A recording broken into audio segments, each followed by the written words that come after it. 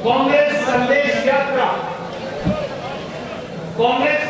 यात्रा की आज चर्चा की कड़ी में आज के इस कार्यक्रम का आयोजन मेहता जी और सब साथियों ने मिलकर किया। मैं वीरभान मेहता जी को, राजन भाई को, कांग्रेस पार्टी के सभी साथियों को भी बहुत सारी शुभकामनाएं देता हूं। आपको साधुवाद है इस कामयाब कार्यक्रम के आयोजन के लिए। बुजुर्गों, साथियों, कांग्रेस संदेश यात्रा शैलजा जी, मैं, किरण जी और हम सब लेकर क्यों निकले हैं? इसका लक्ष्य क्या है? इसका निशाना क्या है? क्यों आप सबको हमने आज यहाँ तकलीफ दी एकत्रित करके? 2 मिनट में मैं उसकी चर्चा आपसे करना चाहूंगा। एक तरफ राहुल गांधी जी जो 3500 किलोमीटर कन्याकुमारी से कश्मीर तक चले, सर्दी में, गर्मी में, बारिश में, तूफान में, बर्फ में, आंधी में, और एक बार फिर 6500 किलोमीटर मणिपुर, इम्फाल से महाराष्ट्र तक, पूर्व से पश्चिम तक की यात्रा कर रहे हैं। कांग्रेस संदेश यात्रा भी उसी स्पिरिट को, उसी सिद्धांत को आगे लेकर चली। उसका क्या कारण? उसका कारण है कि हिंदुस्तान में और हरियाणा में जो दिल्ली की सल्तनत है और जो चंडीगढ़ के हुक्मरान हैं, अब उनको बदलकर प्रदेश और देश के लोगों के साथ न्याय, उसकी आवश्यकता, न्याय की आवश्यकता, न्याय की हुंकार क्यों उठी? आज पूरे हरियाणा में देख लीजिए, सबका समय हरियाणा का पेट और पीठ एक करके मेहनत करने वाला किसान आज उत्पीड़न का शिकार है, खट्टर सरकार की अनदेखी का शिकार है। इस सरकार का आधार ही नाजायज है। याद करिए, भारतीय जनता पार्टी को लोगों ने बहुमत नहीं दिया। दुष्यंत चौटाला ने एक पार्टी बनाकर जो वोट मांगी थी वो बीजेपी के खिलाफ मांगी थी। दुष्यंत चौटाला ये कहा करता था, मैं खट्टर साहब को यमुना पार करवाऊंगा, और खट्टर साहब कहा करते थे, मैं पूरे परिवार को हथकड़ी लगाऊंगा। हरियाणा के भोले भाले लोगों ने जनमत दे दिया, पर भारतीय जनता पार्टी को नकार दिया। सत्ता की मलाई लूटने के लिए एक बेमेल समझौता जनता की वोट के खिलाफ हुआ, और उस बेमेल समझौते का परिणाम, उसका परिणाम है ये भारतीय जनता पार्टी और भाजपा की सरकार जो संविधान के अनुरूप नहीं बनी। ये एक नाजायज सरकार है क्योंकि आपकी वोट से नहीं बनी। और इस सरकार ने सबसे ज्यादा उत्पीड़न 5 वर्गों का किया। सबसे पहले किसान। आप मुझे बताइए, 75 साल में दिल्ली में और हरियाणा में पहली ऐसी सरकार है जिसने खेती पर टैक्स लगा दिया। आपकी खाद पर 5% जीएसटी, आपके ट्रैक्टर पर 12% जीएसटी, आपकी कीटनाशक दवाई पर 18% जीएसटी, और ट्रैक्टर का टायर अलग लेने जाओ तो फिर भी उस पर 18% जीएसटी। ये पहली सरकार है जिसमें 700 किसान 1 साल तक दिल्ली के दरवाजे पर, हरियाणा के बॉर्डर पर बैठे। 1 लाखों किसानों में से 700 किसान शहीद हो गए। परंतु दिल्ली के शासक को, हरियाणा के मुख्यमंत्री को यह फुर्सत नहीं मिली, हरियाणा के उप मुख्यमंत्री को यह फुर्सत नहीं मिली कि जाकर उन किसानों, मजदूरों और गरीबों के आंसू पहुंचाए। 700 किसान शहीद हुए। 700 किसानों ने इस देश के किसानों से न्याय के लिए अपनी जिंदगी दे दी, पर हरियाणा और दिल्ली के शासक काम नहीं करे। और जो वादा किया था हरियाणा और देश के किसान से नरेंद्र मोदी जी ने, मनोहर लाल खट्टर जी ने, दुष्यंत चौटाला ने, कि न्यूनतम समर्थन मूल्य की गारंटी देंगे, आज तक 2 साल बीत गए, वो गारंटी नहीं मिली। एक बार फिर किसान के साथ धोखा हुआ। संसद के पटल पर शैलजा जी ने पहले और उसके बाद मैंने एक सवाल पूछा, नरेंद्र मोदी जी, आप हरियाणा और देश के किसान का कर्जा कब माफ करोगे? तो जवाब आया वित्त मंत्री का कि किसान और मजदूर का, गरीब रविदास और वाल्मीकि का बैकवर्ड का कर्जा माफ करने के लिए भारत सरकार के पास कोई पैसा नहीं।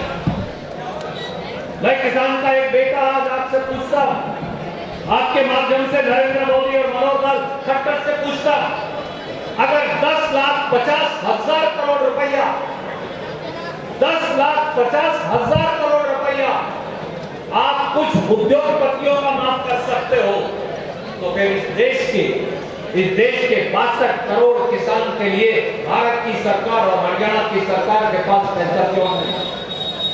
क्या इस सरकार को एक दिन भी सत्ता में बने रहने का अधिकार है? इसलिए ये यात्रा न्याय की हुंकार किसान के लिए लेकर आई। हरियाणा का नौजवान हजारों की संख्या में, राजन मुझे कह रहे थे भाई साहब सबसे ज्यादा नौजवान इस सभा में, मैं सहमत, हजारों की संख्या में यहाँ नौजवान मौजूद हैं। मेरे छोटे भाइयों, मैं आपसे पूछता हूं, क्या हरियाणा के बेटे और बेटी लायक नहीं? हमारे बच्चों में शिक्षा नहीं? हमारे बच्चे काबिल हैं, शिक्षित हैं, गुणी हैं, परंतु उनके लिए बीजेपी और जेजेपी की सरकार में रोजगार और रोटी नहीं। आप हर रोज वीडियो देखते होंगे, हरियाणा के बच्चे अब ये कहते हैं इजराइल जाकर मर जाएं तो मर जाएं, क्योंकि हरियाणा में तो रोटी नहीं। सरसा शहर के अंदर ही 500 आईलेट्स के सेंटर खुल गए, 500, इसलिए कि हर बच्चा आधा आधा किला डबरी जो जमीन की आती है वो बेचकर बाहर जाना चाहता है।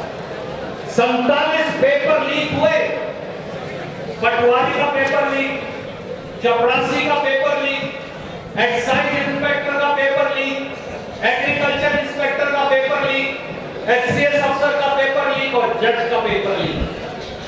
पिछले 9.5 साल में 47 पेपर लीक हुए। एचपीएससी का नया नाम है हेरा फेरी सर्विस कमीशन, क्योंकि वो नौकरी नहीं देते, वो हेरा फेरी करते हैं। और पब्लिक सेल काउंटर, तो इसलिए इस 47 पेपर लीक होने के बाद एक आदमी को आज तक सजा नहीं मिली। शहजादी कांग्रेस पार्टी की प्रदेश की अध्यक्ष थी, याद करिए, इन्होंने हम सब ने हरियाणा पब्लिक सर्विस कमीशन को घेरा, क्योंकि करोड़ों रुपए की अटैचियां जो आपके बच्चों को रोजगार मिलना चाहिए था, उनको बेच रहे थे। खट्टर साहब की सरकार, एचपीएससी के अंदर करोड़ों रुपए की अटैचियां पकड़ी गई।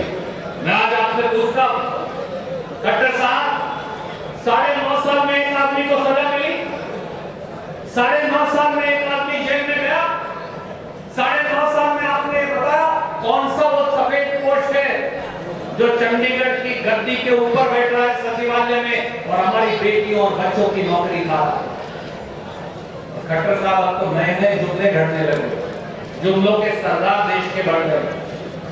23 दिसंबर को, इसी 23 दिसंबर जो पिछले साल की गई, हरियाणा की विधानसभा में कहा, पत्रकार साथी नोट कर लें, 1,06,000 नौकरियां दी सरकारी 9.5 साल में, और परसों ही साल में कह दिया 30 लाख नौकरियां। ऐसा कौन सा मुख्यमंत्री है जो 35 दिन में 29 लाख नौकरियां दे सकता है? शायद ये मनोहर लाल खट्टर जी पहले मुख्यमंत्री होंगे। और अब क्या कहते हैं, हम नौकरियां देना चाहते हैं, पर पेपर जो रिजल्ट रोकने वाले गैंग हैं वो अदालत चले जाते हैं। खट्टर साहब, संविधान दिवस पर आप संविधान की शपथ की अवहेलना कर रहे हैं, मैं इल्जाम लगाता हूं आपके ऊपर। बाबा साहब अंबेडकर, पंडित जवाहरलाल नेहरू, सरदार वल्लभ भाई पटेल, राजेंद्र प्रसाद जी ने ये संविधान इसलिए बनाया था कि देश के लोगों को सरकार के कुकृत्यों को उजागर करने का अधिकार मिले। अगर आप हेराफेरी करेंगे, अगर पेपर लीक करेंगे, अगर हमारे बच्चों का हक छीनेंगे, अगर आप आरक्षण छीनेंगे, तो क्या हमारे बच्चों को अदालत में जाने का अधिकार मिलेगा? अदालत जाएंगे तो आप उन्हें गैंग बोलेंगे। सच्चाई ये है, हेराफेरी करे खट्टर सरकार और इल्जाम लगाते हैं आदरणीय हरियाणा के नौजवानों पर। और एक बात और कहकर मैं मेरी वाणी को विराम दूंगा। मेरी बहनें यहाँ बैठी हैं, सबसे ज्यादा महंगाई की मार अगर किसी पे पड़ी, शैलजा जी इसे और तफसील से बताएंगी, तो हमारी महिलाओं का पड़ेगा। 400 रुपए का गैस सिलेंडर था जब कांग्रेस पार्टी का राज था 2014 तक। आज वही गैस सिलेंडर आपको 1150 रुपए का मिलता। 60 रुपए किलो की दाल थी, आज वो 150 और 200 रुपए की है। 50 और 60 रुपया खाने का तेल था, आज वो 150 और 200 रुपया है। गरीब आदमी, गरीब रविदास या गरीब वाल्मीकि, छोटा छोटा दुकानदार, गरीब किसान, भूमिहीन मजदूर कहां जाए? आज उनके हाथों पर हमला बोला जा रहा है, आज देश के संविधान पर हमला बोला जा रहा है।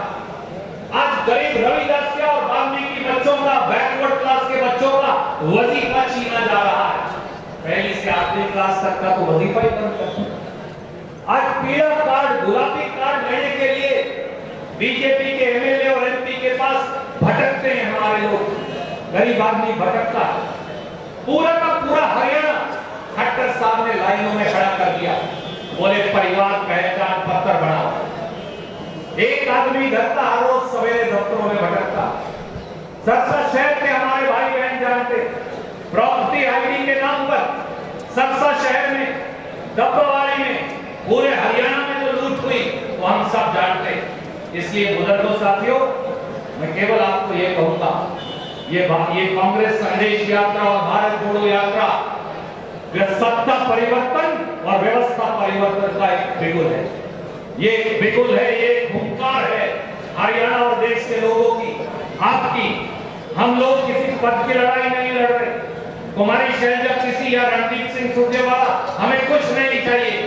ये पदों की लड़ाई नहीं, ये सत्ता के परिवर्तन की लड़ाई है, ये व्यवस्था के परिवर्तन की लड़ाई है।